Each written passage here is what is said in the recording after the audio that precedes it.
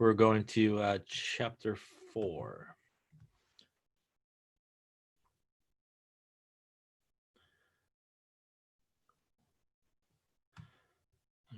So last time we finished up chapter 10 with its energy. Remember, whatever we finished there through Hess's law basically is sort of what you are responsible for chapter 10.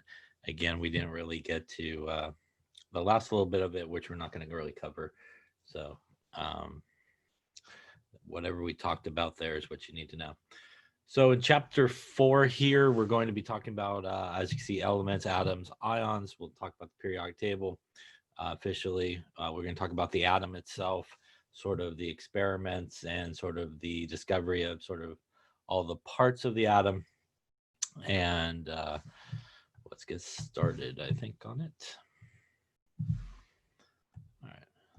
So some of the stuff we kind of covered a little bit along the way, I think, and so we'll officially cover it here in this chapter. Just get some stuff going here.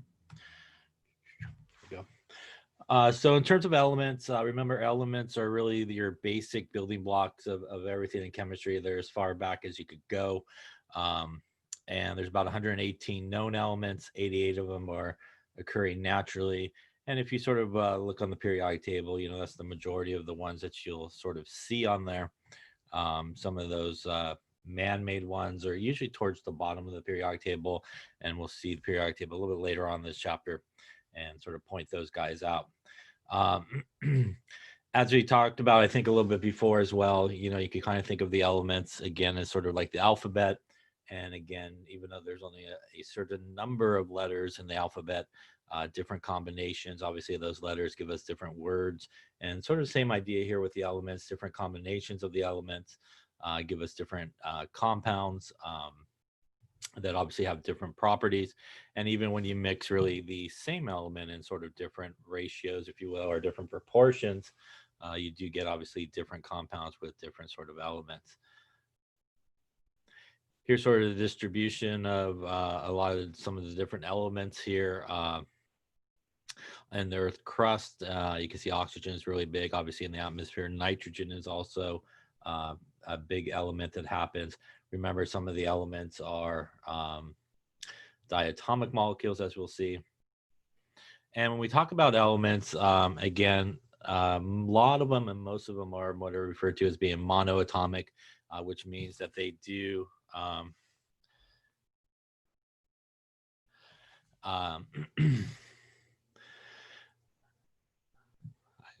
I had not shown anybody my waiting list, so hopefully everybody's in. I hope, yeah. So in terms of elements, the atom can be individual, which are monoatomic. So most elements are like that, like argon, krypton, iron, copper. But there are some that do come as molecules. So as we talked about a little bit earlier on in the semester, there are some elements that are diatomic molecules. And diatomic molecules, again, just means that there's two atoms together. Atoms are really sort of the simplest representation of elements that you could have. And again, even though something like H2, which is what we got going on here, is a molecule because it meets the definition of a molecule, which is basically two atoms together, but it is all the same element. And again, so that's why it is considered an element. So I think a little bit earlier in an earlier chapter, we talked sort of about the difference between a molecule and a compound. A molecule is really just a basic definition of just two atoms that need to come together. And a compound is the combination of two or more atoms of different elements. So again, that's the difference there that you have between those two things. I think we also touched upon symbols as well, but just a reminder that when we do write the symbols for elements, they are either one letter or two letter symbols. And again, if it is a two letter symbol, the first letter is capitalized, the second one is not. And obviously, if it's a one letter symbol, then that one letter is obviously capitalized. So I think an example maybe I did earlier on in one of those earlier chapters, again, if you write CO versus CO, capital C, capital O, that is carbon monoxide, which is very different than capital C, lowercase o, which is the element cobalt. So you do want to make sure that obviously if it is two elements that you do capitalize first one and not the second one. Otherwise, you will be probably saying something you really don't mean to be saying. So here's some examples. Obviously, oxygen, krypton, and helium. Again, the ones with the two-letter symbols, capitalize and lowercase. Obviously, as well, some of the symbols do come from sort of the historical name, root name of these things. So that's why something like iron, for example, is Fe, comes from like ferrate or ferric.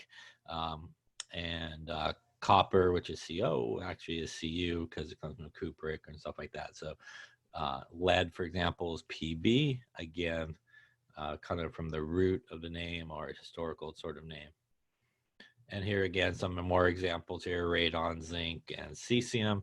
Again, capital first one, lowercase second one. As we talked about maybe as well, if you don't have perhaps a good understanding of the symbols and all those kind of stuff for the elements, you definitely do want to sort of get an understanding of those, especially before we start talking about naming, because when we start talking about naming, obviously there's a lot of rules that you have to follow, so you don't want to still be kind of struggling with element names and sort of their symbols. Again, for the most part, if you look at the periodic table, left-hand side of the periodic table, right-hand side of the periodic table, kind of middle-ish area of the periodic table, top middle, I'll say. And that's usually a lot of the symbols that you definitely will come across a lot. Not too much of the guys on the very bottom rows of the periodic table, and even those two rows that are just by themselves as well. And here's some examples, again, of some symbols that come from their origins, like Latin and Greek names. You don't, I don't want to say you don't need to memorize the periodic table, but you do need to memorize the symbol and names that go with it of the elements. So you don't have to memorize like the atomic number or any of the other numbers that are on there. But you do need to know, for example, if you see Pb, that it is the element lead. If you see Na, obviously is sodium and things like that. So in terms of that, that's what you need to memorize, but not necessarily like all the individual numbers and stuff like that. And a periodic table will be provided for you, but it will not have the element names on it. So in terms of probably the periodic table and that type of stuff, that is really what you do need to sort of memorize, I would say, or learn. And again, it'll be very, very helpful when we start talking about nomenclature and names and stuff like that. Here's a table from your book, which obviously has symbols and our names here. I had a quick question. Yeah. For Chem 1A, are they going to be expecting us to memorize the periodic table and the numbers and mass and things like that? No, I wouldn't think so. At least in most chemistry classes I've taught, you don't necessarily need to memorize those type of information, but definitely the name and the elements for sure. Usually that's provided for you, like the atomic mass and atomic number, which are those numbers. But usually on the periodic table, you're not provided, obviously, the name of the element. So I've never really taught a school where they made you memorize all those numbers or anything like that. So, but definitely the name you need to know, because I've also never really taught at a school where they give you a periodic table with the name of the elements and stuff like that. So I would say out of all that, that's what you need to know. Yeah. Other questions? So potassium, again, some do have some unusual sort of symbols. So the symbol for potassium is actually K. Our other ones up there, just so we get sort of an idea, P is phosphorus, SN is tin. So that's actually the symbol for tin. And then K is obviously potassium. AU is gold. AG is silver. It's another one that sometimes people get a little bit confused. Mercury is actually Hg, which, you don't really see mercury in Hg, but Hg is actually mercury along the way. So D would be the correct answer for this one. All right. So let's talk a little bit about atoms now and sort of some of the work and experiments that were done to help us sort of really understand atoms and sort of how they came about. And It really all started way back when there was sort of this idea of that atoms were these divisible types of matter.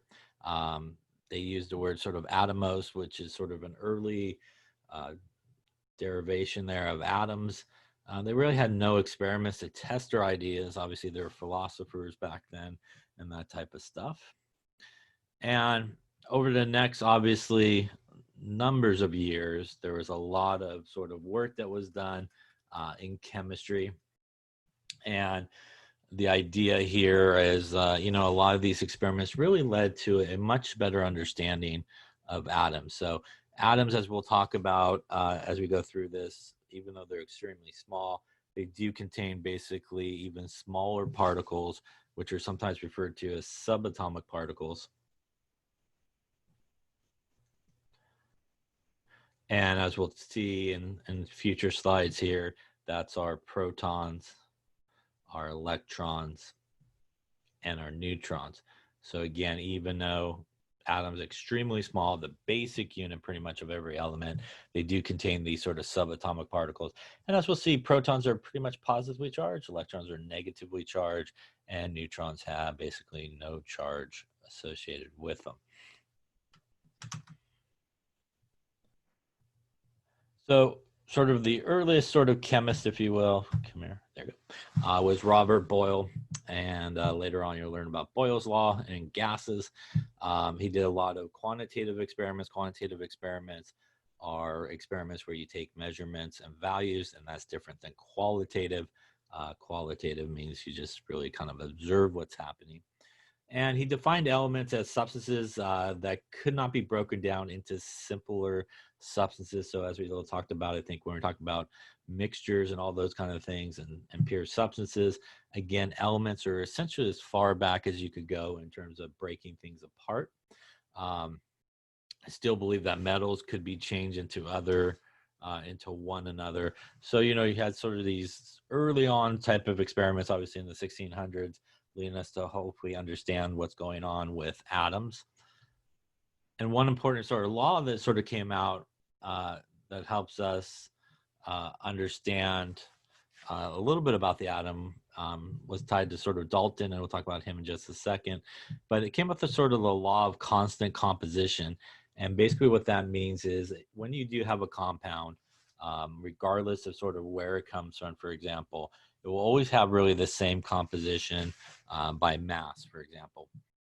So when you have something like water, water is pretty much H2O no matter where you go, where you get it, where it comes from. So if you basically just have water, basically 2 hydrogens for every 1 oxygen. And in terms of the mass, as we'll see later on as well, the mass of hydrogen, for example, is about 1 gram, give or take. And the mass of oxygen is about 16 grams. So because we have 2 hydrogens for every 1 oxygen, 16 divided by 2 gets you about 8 grams of oxygen for every 1 gram of hydrogen that you have. And again, that's always going to be the proper sort of composition of water because you have that combination of 2 hydrogens and 1 oxygen come together. Same idea there with our CO2. CO2 is basically 1 carbon and 2 oxygens. So that's CO2. Obviously, water is H2O. And in terms of per mass, again, oxygen is about 16 grams. So since there's 2 oxygens, 2 times 16 is about 32 grams of oxygen. And there's basically 1 carbon that's about 1201 grams. So if you take that, kind of divide them out, you get that there's basically 2.7 grams of oxygen for every 1 gram of carbon. And that's sort of the same type of calculation we did for this guy. Again, oxygen being 16 grams, basically 1.008 grams for the hydrogen there. And there's 2 of them. And again, that gives you basically your 8 grams to 1. As you do here, you got your 2.7 grams to 1 gram of carbon. So again, no matter what happens, because they always will contain really the same number of the same types of elements or atoms of those elements, They have sort of a constant mass, and that gives them a constant composition when they do come together. So sort of an early atomic theory was one that was done by John Dalton. He wasn't a very good lecturer. He was an interesting guy. He woke up every day and kind of wrote the weather down on a piece of paper and kept a log of the weather every day. Never married, oddly, but did like to go bowling on Thursday, which is a very important piece of information. So you never know when that'll turn up on an exam. It probably will. So it is Thursday, not like Friday or Saturday, but he did like to go bowling on Thursday. And most importantly, though, he did kind of formulate sort of an early idea, was referred to as an atomic theory, the idea of sort of, all about atoms and how they're sort of made up. And he thought that each element is made up of tiny particles that he called atoms. And you do need to know sort of these main points here for Dalton's atomic theory. So again, each element is made up of these tiny particles that are called atoms. All atoms of a given element are identical, and atoms of different elements are different in some fundamental way. Chemical compounds are really made when atoms of different elements combine, and a given compound, as we just were sort of talking about, will always have the same relative number of atoms and types of atoms that are present. Now, out of these, this right here, by the way, was later sort of proven not correct, number 2 here, and it's really this part of it.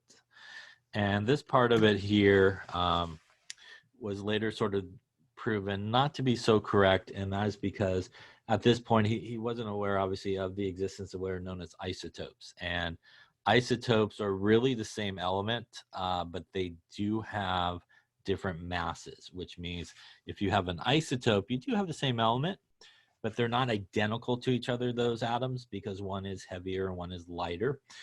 So the existence of isotopes, really sort of what I underlined there, sort of disproved that part of his theory.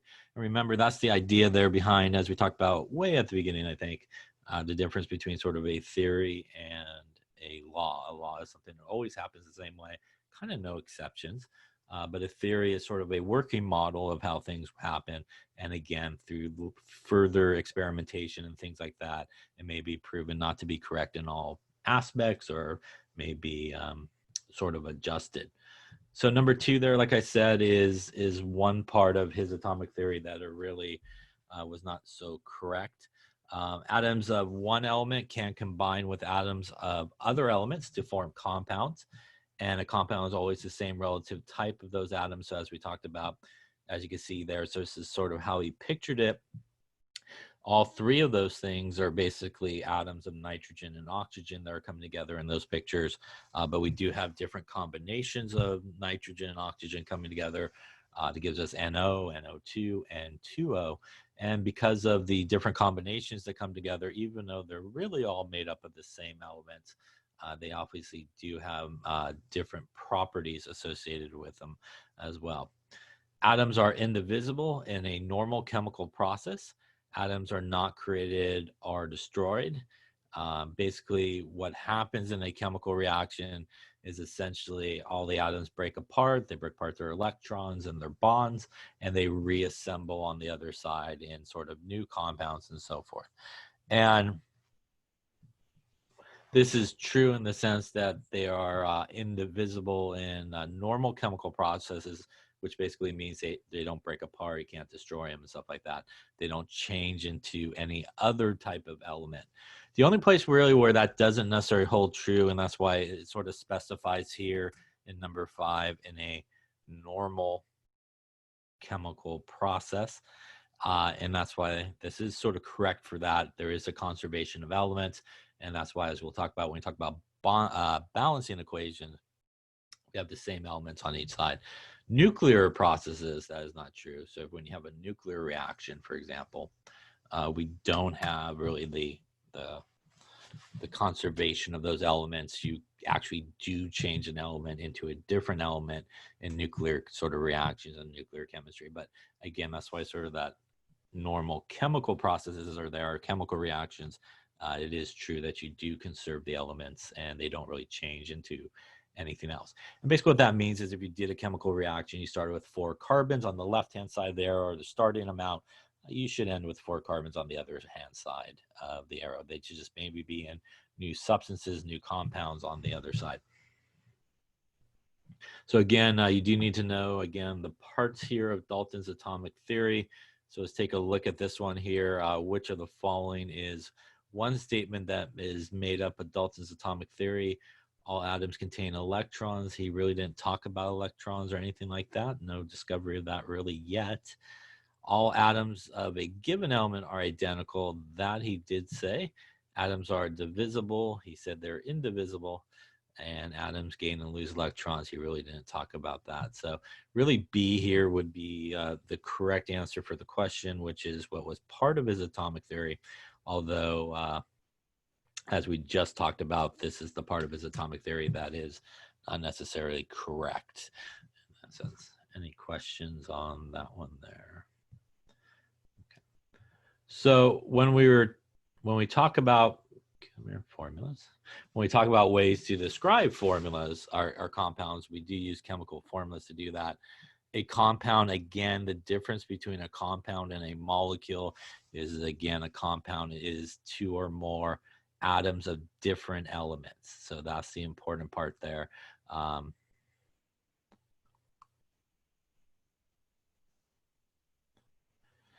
Again, of different elements, and that is the difference there between that and just a molecule. So again, a molecule is just basically 2 atoms that have come together. So H2 is a molecule. H2O is a molecule. Again, H2O is a molecule and a compound. But H2 is not a compound, it's just a molecule, and it's actually an element. So again, that difference between those two things sometimes confuses people. Again, a compound always contains the same relative masses of those elements as we were just talking about in that law of composition. Like the water is always sort of a 8 grams of oxygen to 1 gram of hydrogen combination. While what we saw with our CO2, it's a 2.7 grams for every gram of carbon present. When we do write chemical formulas, we do express them as their symbols. So again, it's important obviously to know their symbols. And we do write how many of those atoms we have as a subscript. So the subscript is the bottom guy here, number on the bottom. And again, that number there always goes to the 1 to the left. So the 2 here is how many atoms of hydrogen we have. And much like most things in chemistry, if there's only 1, we don't really write the 1, but it's assumed to be 1, and it goes to the guy to the left as well. So that is the proper way to write formula, subscript on the bottom. We don't do any big numbers or anything like that. We don't do like a superscript or anything like that when we write symbols. Again, always subscript. And again, if there's just 1, pretty much in chemistry, you don't usually put the 1. It's just assumed if you don't see a number that it is 1 that is present. So what that tells us, for example, is there's 2 hydrogen atoms and 1 oxygen atom in water. In the case of CH4, there is 1 carbon atom and 4 hydrogen atoms there on the bottom there.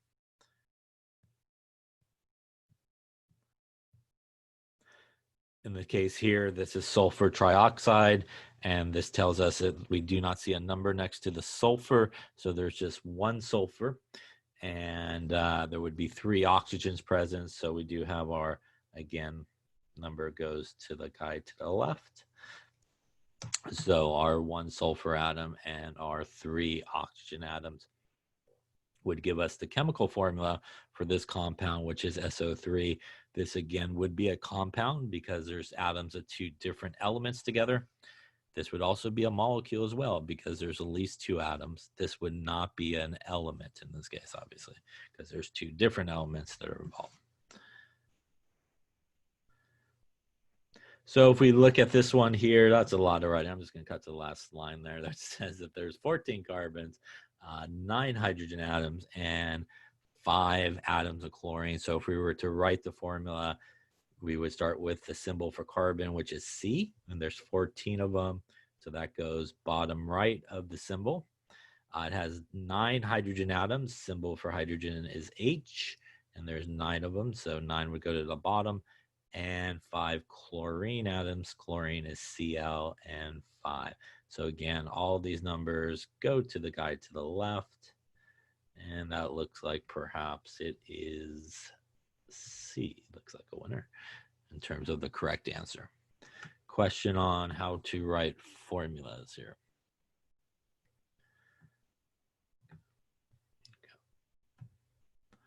All right, so now that we sort of deviated there for a little bit, let's come back to really some important sort of experiments that really helped us understand really the nature of atoms, sort of the internal structure of atoms. And a lot of the work that was done to help us understand the first sort of important subatomic particle, which is our electron, which are negatively charged, was done by a guy named Thomson. And J.J. Thomson did a lot of work with what is known as the cathode ray tube, or sometimes referred to as the CRT. And basically a cathode ray tube is, as you can see there, it's basically sort of a glass tube, and it has kind of a positive end and a negative end. And it basically fills with a beam of particles which were found to be negatively charged. And the reason we sort of can know that is, as you will see shortly, is it can be affected by a magnetic field, positive and negative.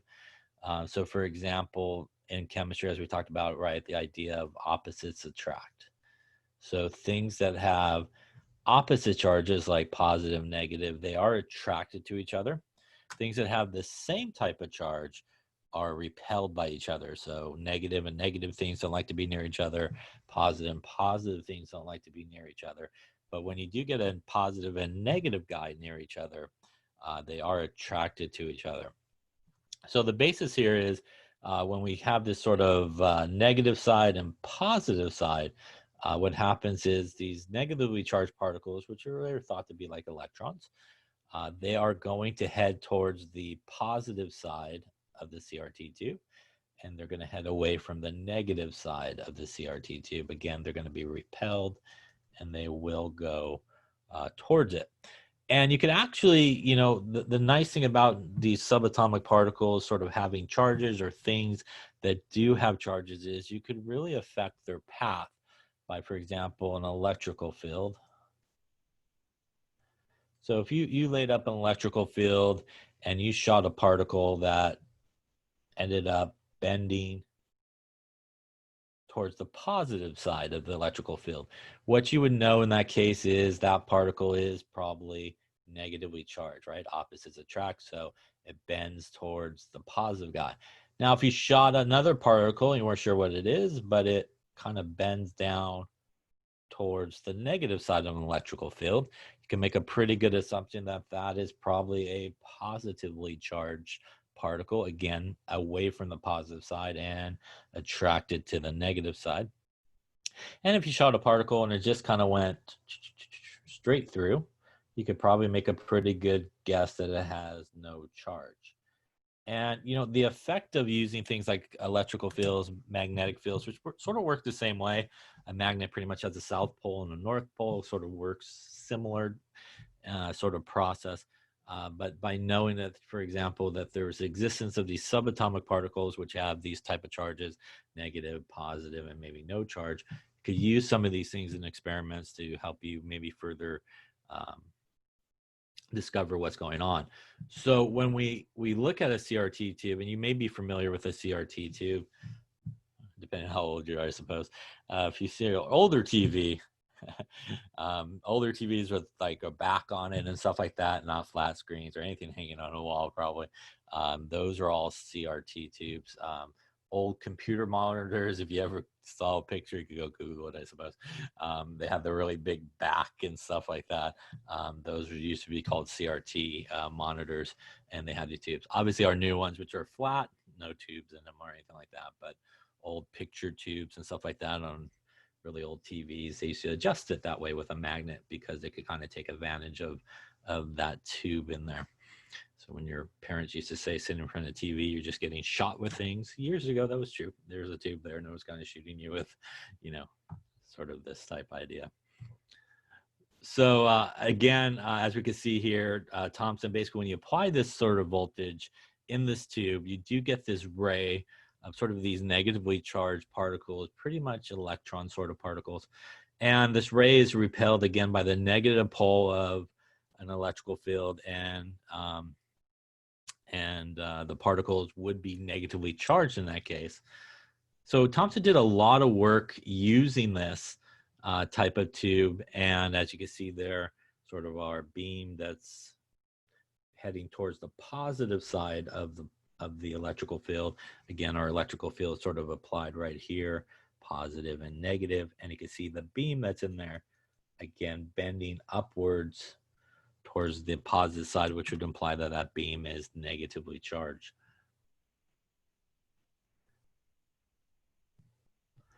So, I don't know, will this work? Let me see here. Maybe? Guess so. And now a short video presentation on the cathode ray tube. Maybe. We'll see. Okay, this is a cathode ray tube. What it essentially is, it's a vacuum chamber.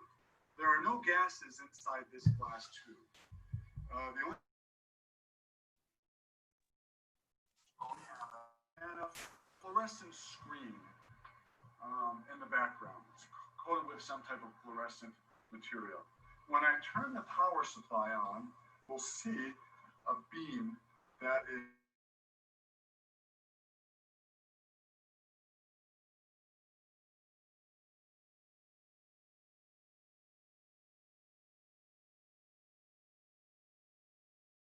fluorescent screen to glow. Looks like a nice straight line, doesn't it? Thomson was working with cathode rays. We really didn't understand what they were. I mean, we have electricity going in one side and coming out the other, but there's nothing inside to conduct it. It's a vacuum tube.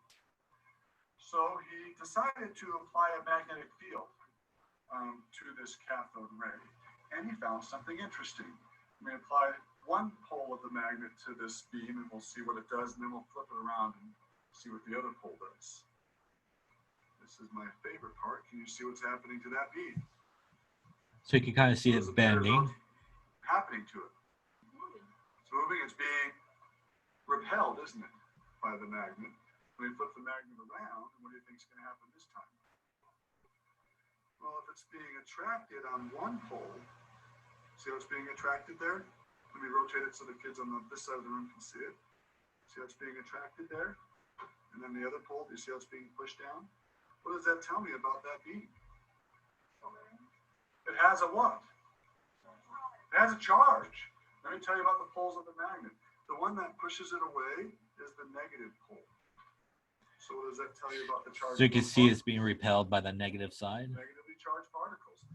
And J.J. Thomson was actually able to do a charge to mass ratio of these particles. And he found that these particles were about 2,000 times lighter than a hydrogen atom. Now, at the time, that was very profound. What did Dalton say? Are there any particles smaller than an atom?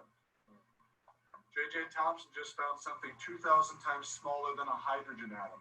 Why is the hydrogen atom and something 2,000 times smaller than it so profound? Because hydrogen is the smallest atom, isn't it? So if we found something 2,000 times smaller, we have found our first subatomic particle.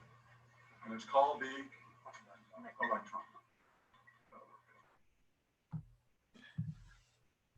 That was good. Okay, so Thomson again did a lot of work with that cathode ray tube, and what you just heard was the sort of outcome of that experiment was that he did basically figured out that the charge to mass of an electron. So let's go back here a little bit here, one more. There we go. So really what came out of Thomson's experiment was this idea of the charge to mass of an electron. And the charge to mass of an electron was discovered really by Thomson using this sort of experiment. And really there was another experiment that was really important as well, which came sort of after it. And, oh, screen sharing stopped. Let's try that again here. Hang on a sec.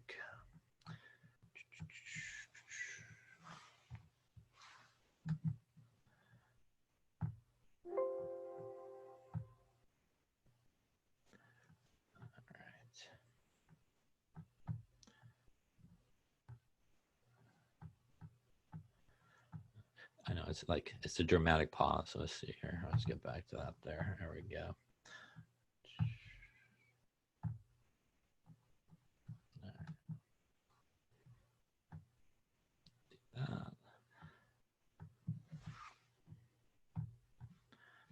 Okay, so Thomson came up with this charge to mass of an electron, and really there was another really important experiment that came after him, and this was what was done by a guy named Milligan. So Milligan did what is referred to as the oil drop experiment. And much like sort of the name implies, he basically set up a chamber. And in this chamber, he shot in oil droplets, basically. And he had this magnetic electrical field in here. So sort of a positive field and a negative field.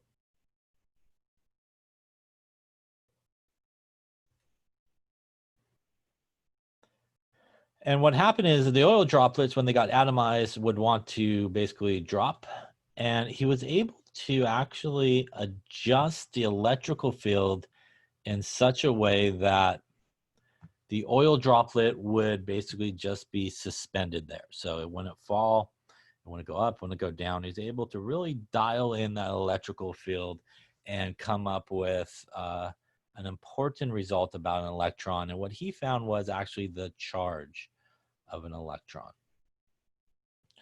So really these two experiments here are really important because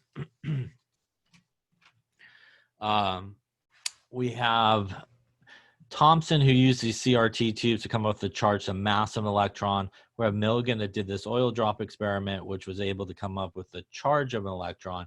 And if you take both of those together, if you take the charge of an electron and you divide it by the charge to mass of an electron, the charges will cancel. And that allowed us to really sort of figure out what is the mass of an electron. And the mass of an electron is, give or take, 9.09 times 10 to the minus 28 grams, are minus 31 kilograms. So two things that you need to know sort of in terms of early on here, discovery of sort of the atom and the important experiments. Thomson did these experiments with the CRT tube. He was able to figure out the charge to mass of an electron, followed up really by Milligan, who did what was known as the oil drop experiment, where he was able to really adjust that electrical field in such a way that he was able to figure out the charge on an electron. And again, using really the information from both of those guys, they were able to really determine the mass of an electron as being 9.09 times 10 to the minus 28 grams. And again, that's something like 9.09 to the minus 31 kilograms, which is a number you sometimes see as well. So those are two sort of important experiments leading us to really a very good understanding of the nature of electrons. Any questions on that? So the part that's on the bottom here is also sort of important for what we're going to talk about next, which is it was also believed that in addition to these negatively charged particles, which are electrons, it was also believed that obviously the atom was electrically neutral, which means if it did have these negatively charged electrons, it did have to also contain something that was positive charge or have a positive charge. So in addition to these negatively charged guys, it was very much believed that there had to be a positive component to our electrons. And that led us to really sort of an early idea here of the atom. And the early idea of the atom was the one that we see here by Thomson. And Thomson's model of the atom is one that is referred to as the plum pudding model. And basically the plum pudding model is sort of a dessert there on the right, as you can see. And basically he kind of looked at it and said, I think this is what it is. So the major parts of sort of this early model of the atom, which is much better represented here, is that it's basically this sphere of positive charge. So you got this whole sphere of positive charge, and embedded inside the sphere, kind of like raisins in this guy here, if you popped it open, is these electrons. And the other really important thing that was in this sort of early model is we have this positive charge spread out all over. We got these negatively charged electrons embedded inside. And most of the mass of the atom was believed to be made up of these electrons. So based on sort of Thomson's experiments, Milligan's experiments, some others, Thomson sort of formulated this early model of the atom where we basically have this positive charge pretty much spread out all over, really diffused over the whole sphere. We got these electrons embedded inside like raisins in this pudding, and they're thought to be electrons. And again, the other major sort of idea of this was that most of the mass, again, of the atom was made up of these electrons. And this is really sort of the accepted idea of the atom until a guy named Rutherford came along. And Rutherford, along with some other guys like Geiger, like from the Geiger counter, and a couple other guys, did a really important experiment. And he did what is referred to as the gold foil experiment, as we will see. And he also took advantage of the idea of what we've been talking about, of these sort of charged particles, and using them to his benefit. And he basically used what are referred to as alpha particles. And alpha particles are really positively charged radioactive particles.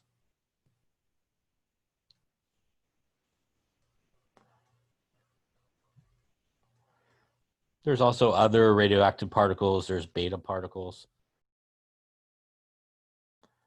which are negatively charged. There's also gamma rays, which have no charge. And these three particles have a lot of times been used a lot to help understand sort of the atom, because they sort of correlate to, we have positively charged guys like we do in atoms like protons, negatively charged guys like we do with electrons, and these guys kind of like neutrons with no charges as well. But his choice out of all three of those was to use alpha particles.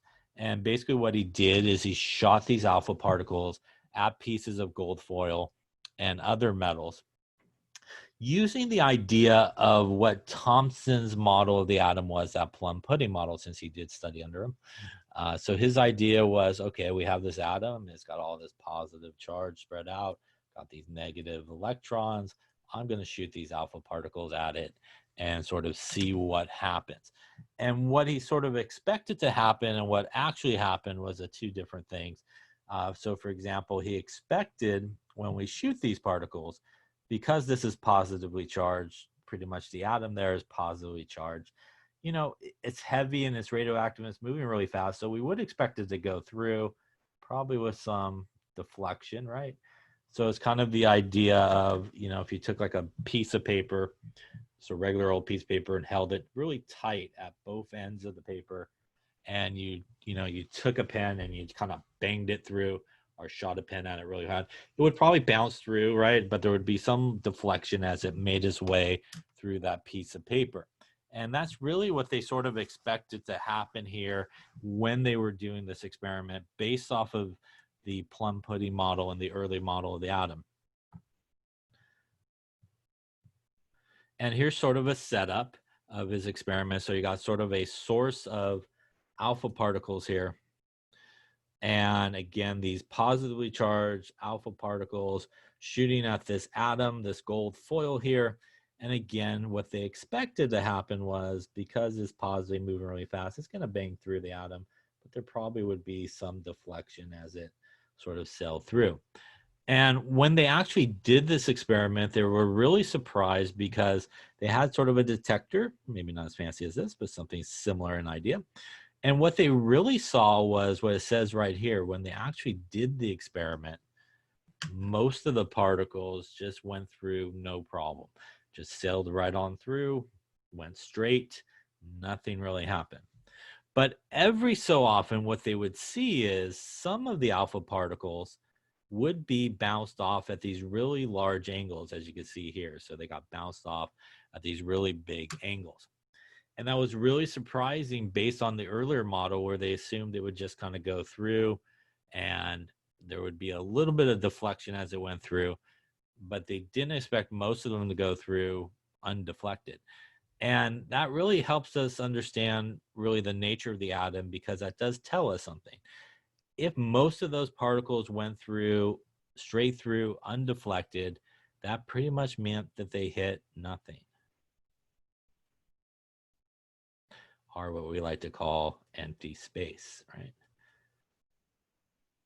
And so we had a lot of these particles just sailed right through, no problem, which pretty much meant that they did not run into anything.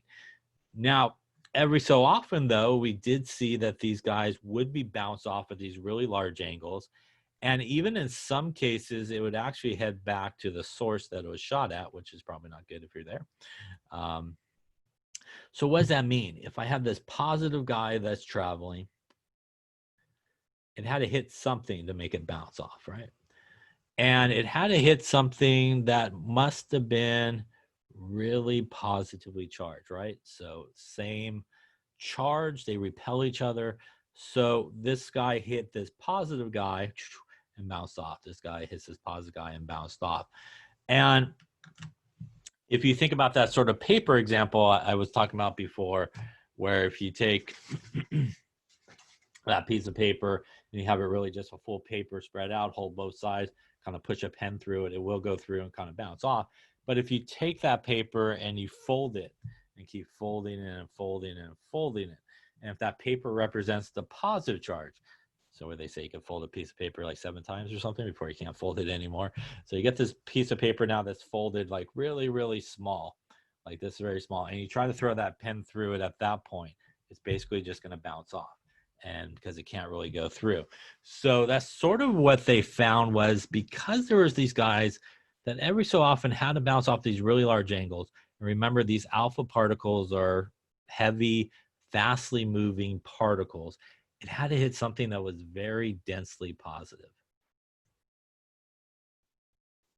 to make it bounce off. And as we'll talk about, that is our nice development of our nucleus, which must contain something that's positive, which means it must probably contain protons in that particular case.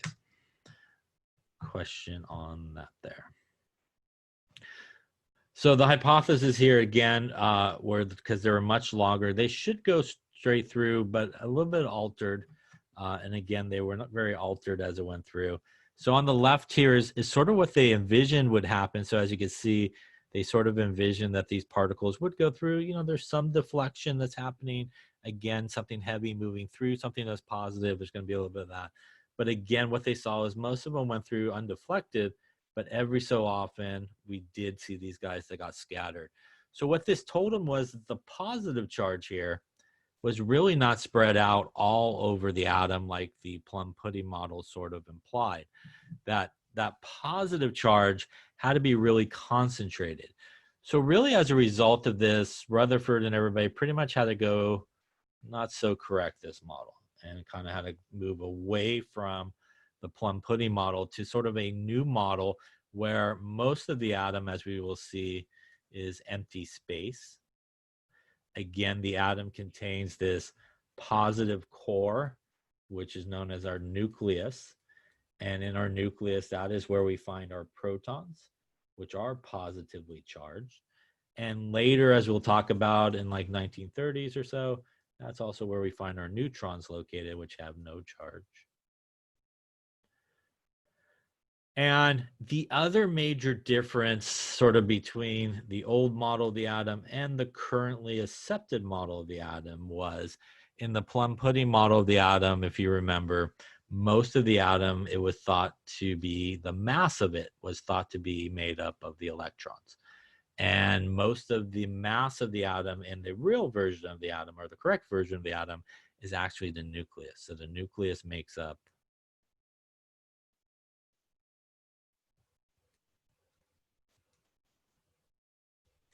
most of the mass of the atom. So you do need to know Rutherford's experiment, what was done there. And you need to know what they thought was going to happen, which is essentially here on the left. They thought most of them would go through with some deflection. And you need to know what actually happened was that most of them went through undeflected, and every so often they did get hit by or bounced off at really large angles, which meant they had to hit something that was very, very massively positive.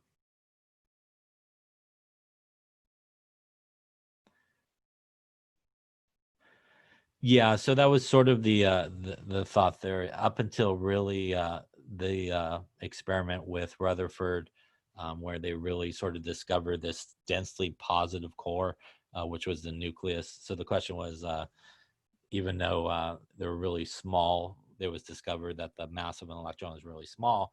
They still thought that the atoms, most of the mass was the electrons. And the answer is sort of yes, until really Rutherford's experiment here is really sort of the game changer, if you will, in terms of understanding that there was really this densely positive core, which contained those protons. And as we'll talk about in just a second, what we'll see in terms of the mass of the protons and the mass of the neutrons really does help us understand that most of the mass is of the nucleus.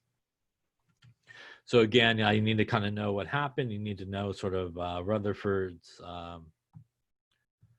version of the atom there. And this might play, maybe. Just hit that. I think. Yep, there you go. Maybe.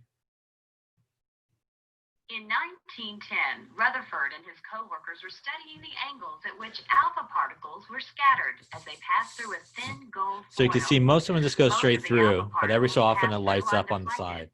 However, a few were found to be scattered at large angles, some even back in the direction from which they had come.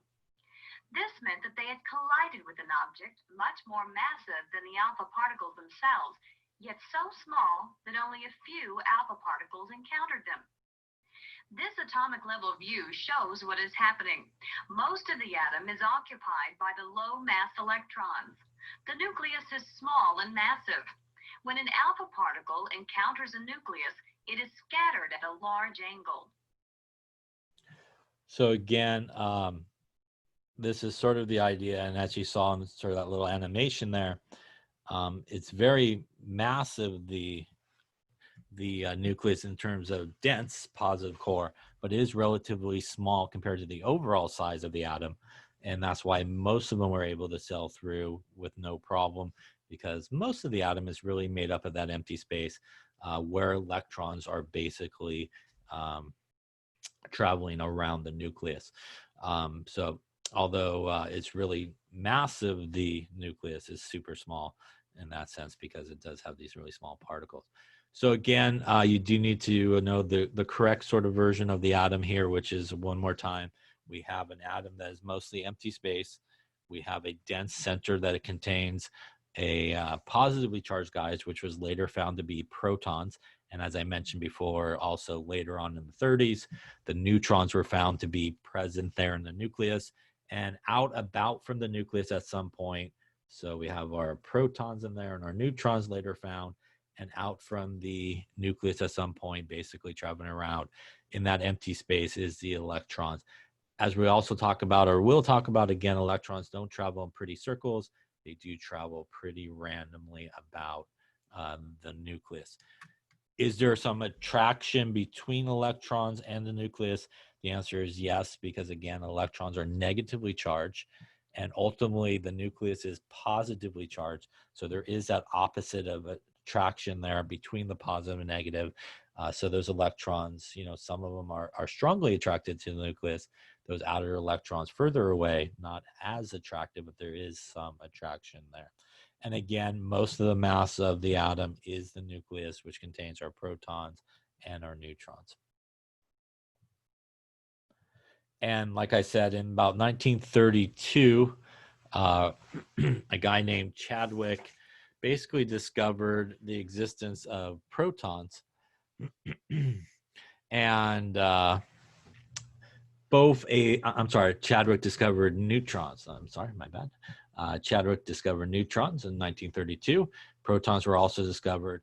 And both protons and neutrons, they are both, as we will see on the slide coming up, I think, they're both about 1,800 times heavier than an electron. So in comparison, in terms of the atom and those three subatomic particles, the electron was found to be the lightest of all three of those particles. A neutron is actually the heaviest, just barely heavier than a proton. So proton and neutron, we'll see the numbers here in just a second, but proton and neutron, they're very close in mass, but the neutron is just slightly heavier. And each of those are, 1,800 some odd times heavier than any electron flying around. So that also sort of makes us understand that the nucleus in an atom is where most of the mass is. Because in our nucleus, and we have protons and neutrons, and each of them individually alone is 1,800 times than any electron that's flying around. So an electron that's flying around is much, much lighter than a proton or neutron. And that also leads to what sort of the idea there that most of the mass of the atom is the nucleus. And again, just for location, hopefully you understand that from what we've been talking about. But again, electrons are negatively charged, -1 charge, flying about of the nucleus in a random sort of pattern in that empty space. That is sometimes what is referred to as the electron cloud of an atom, where those electrons are basically moving around. Protons, again, being positively 1 charge, found inside the nucleus. And in 1932, as we just saw there, Chadwick basically discovered neutrons. He discovered them by doing some experiments with things similar to X-rays. X-rays are kind of neutral. They gave off no charge, but there are a lot of high energy and stuff like that. So they were very similar to those type of things. And again, neutrons also found in the nucleus. So as we saw, in comparison, the nucleus is really small compared to the overall size of the atom. And again, that's what accounted for most of those beams just going through and missing kind of the nucleus, if you will. But it's very, very dense, because it pretty much between protons and neutrons, that's almost all of the mass of the atom is made right up there in the nucleus. The atom is, again, mostly empty space with our electrons on the outside there. And here is the relative mass. Again, you can see that proton and neutron is about 1,800 or so times heavier than an electron. And again, that makes us understand that most of the mass of the atom is made up of that nucleus.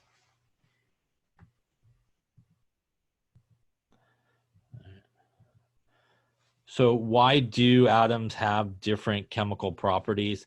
And a lot of it has to do with electrons. So if we sort of understand electrons in the atom, electrons are obviously on the outside of the atom, if you will. So when two atoms come together, it is really the electrons that interact with each other. And it really is the basis of all bonding that we talk about, ionic bonding, covalent bonding, any type of bonding, but just logically thinking about it, when they come together, it is those electrons that basically participate in a normal chemical process or reaction. Protons and neutrons do not really participate in normal chemical reactions. As I mentioned a little bit earlier, in nuclear reactions they do, but stuff we talk about in this class, stuff you talk about in 1A, which are normal chemical reactions. You don't really do anything with the protons or neutrons. It is only the electrons. When you take 1B, you do talk about nuclear chemistry and sort of what happens with protons and neutrons in nuclear reactions, but definitely in chemical reactions, just the electrons. So the number of electrons really determines the chemical behavior, again, because they're really the ones that are involved in sort of what's happening. So just a couple reminders here, some stuff we've been talking about here. So we got Thomson electron, and he used the cathode ray tube to do that. Again, that cathode ray tube, that vacuum tube with the electrical field in there. And our scientists who use alpha particles to shoot up gold foil and really truly sort of got us to the modern version, if you will, of the atom is our good friend Rutherford there. As, again, Rutherford doing that, Thomson doing the CRT tubes, and Dalton, who went bowling on Thursday, came up with sort of an early idea or theory of an atom. And as we just were talking about, it is really the electrons that are involved in a normal chemical process. Again, protons and neutrons do not change. They remain the same in a chemical process or reaction. It is really just the electrons that are happening there. And as we'll talk about here in just a sec, isotopes are basically the same element, but has a different mass. So just the electrons here are the ones that really determine sort of the chemical properties associated with atoms. So let's talk about a couple of important things in a way that isotopes, for example, are sometimes displayed. Let's come back. Thank you. Let's talk a little bit about isotopes. So isotopes are really the same element, but different mass. And there's really two types of numbers that are really important, as we will see here. We'll just kind of highlight them here right now. The atomic number is the number of protons there are in an atom. And if you look at a periodic table,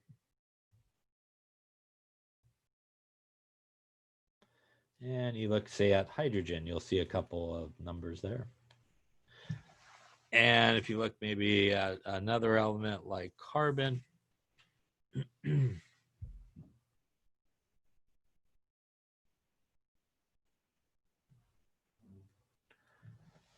when you look at the periodic table, if you have one in front of you, and you look at that number that is above the symbol, usually above the symbol, that is the atomic number.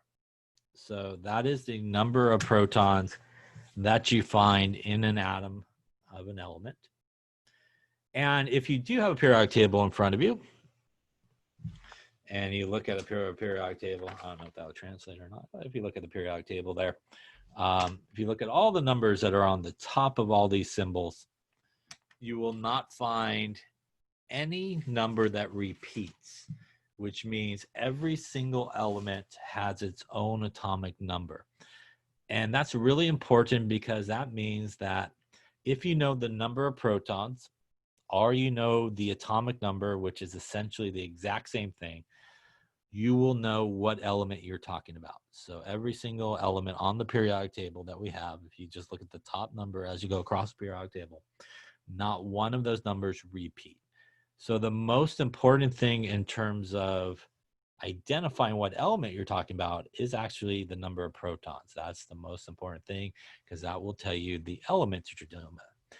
Now, as we were just talking about sort of the structure and the nature of an atom, protons are definitely positively charged, which means if you know the number of protons and you have something that is neutral, in order for it to be neutral, and since an atom only contains protons which are positive, neutrons which are no charge, and electrons which are negative, if you know the atomic number and the number of protons, it will also tell you the number of electrons that are present in a neutral atom, if it is neutral. But a key distinction, if you are asked the question, what is the definition of atomic number? The definition of atomic number is only the number of protons. So the actual definition of atomic number is the number of protons. But if it is neutral, it will also, as I just mentioned, tell you the number of electrons that are present. And that is different than mass number up here. And we'll just kind of highlight it here since we got a lot of places to write. Mass number is the number of protons and the number of neutrons that there are. So the mass number is the number of protons and the number of neutrons. The atomic number is the number of protons. So if you use those guys together, if you take the mass number, which is your number of protons plus your number of neutrons, and you take the atomic number, which is the number of protons, and you subtract them, protons will cancel, and that will allow you to figure out the number of neutrons that are present. So if you take the mass number minus the atomic number, that will give you the number of neutrons that are present. In terms of symbols, as you can see here, mass number is sometimes abbreviated as A, and atomic number is sometimes abbreviated as Z. So that's what the A and Z actually stands for. The A here is the sort of the symbol, if you will, for mass number, and Z is the symbol for atomic number. Now, when you're asked to calculate those things or figure those things out, when you find out the mass number, the atomic number, the number of protons, the number of neutrons, the number of electrons, these all have to be positive whole numbers. You can't have like a half of an electron or something like that, right? So they all have to be positive whole numbers. So that brings up the question that most people often ask is, well, I could find the atomic number on the periodic table. So, you know, that's the number on top. So it would probably make sense that I could just go to the periodic table and take the number on the bottom, and that probably is our mass number. And the answer is no. So what we just talked about is all of these guys need to be whole numbers. So if you look at your periodic table and you look at all the numbers that come on the bottom of the symbol, you will see for the most part, not most of them are decimals. Yeah, they're not whole numbers. And the number on the bottom is not the mass number. This is what is, we'll talk about what is referred to as the atomic mass, not the mass number. And again, what confuses most people is when they have problems that involve this and they go to sort of calculate the mass number, it is a number that is very, very close to that number that's on the bottom. But it does need to be a whole number. And technically speaking, that number that is underneath the symbol on the periodic table is not the mass number. It is the atomic mass. And we'll talk about atomic mass a little bit later. So don't be the person that writes, say, what is the mass number for carbon 12.01 or hydrogen 1.008. If you do, just put an X on it yourself because it will get one. So whole numbers on that, only the atomic number you can find there on the periodic table. Again, that's the number on top. Atomic number is the important one, is the number of protons. And the number of protons, again, is what will determine what element it is. So this is typically how we write isotopes, is in this form. We use the chemical symbol, which is what the X represents here. And again, top number, top left is our mass number, bottom left is our atomic number. And typically speaking, if you go top number minus bottom number, again, that will give you your number of neutrons. Another way that sometimes isotopes are written is they'll sometimes write it like this, symbol and 64, for example. This is read copper 64. The copper obviously is the element symbol. 64 is the mass number. So that, again, is another common way that sometimes isotopes are written, symbol dash a number. And the number that you see in that form is the mass number. So you may again ask yourself, how would I figure out the atomic number? That again is what the periodic table would be. You would go to the periodic table and you would see, if you looked up copper, you would see it would say 29 above it, and that would be your atomic number. So again, if we wrote it in sort of this form, copper 29 on the bottom and 64 on top. 64 would be our mass number, 29 would be our atomic number. So if I want to know the number of protons in that guy, it would be 29, which would be our atomic number. If I want to know the number of electrons, this guy is neutral. I know it's neutral because there's nothing written here, because this is typically where the charge would be, which means it would also need to have 29 electrons to balance it out. And if I want to know the number of neutrons in this case, I take the mass number, which is 64, minus the atomic number, which is 29. We'll go with maybe 35 on a non-calculator approach there. And we will end up with 35 neutrons, again, taking the top number minus the bottom number. Every single element has protons, electrons, and neutrons. The difference is only hydrogen. Hydrogen has 0 neutrons. So hydrogen only has 1 electron and 1 proton. Every other element will have all 3 protons, electrons, and neutrons. Any questions on that there? Okay, a couple things. I think we'll stop there. Obviously, we are doing a specific heat lab, I believe, in lab today. So it's on the stuff we were talking about in the last chapter. Coming up next week is our exam. Right now is scheduled for Monday. I think it's going to be on Wednesday. So I think I might have mentioned that last week. So we're going to probably move the exam to Wednesday of next week.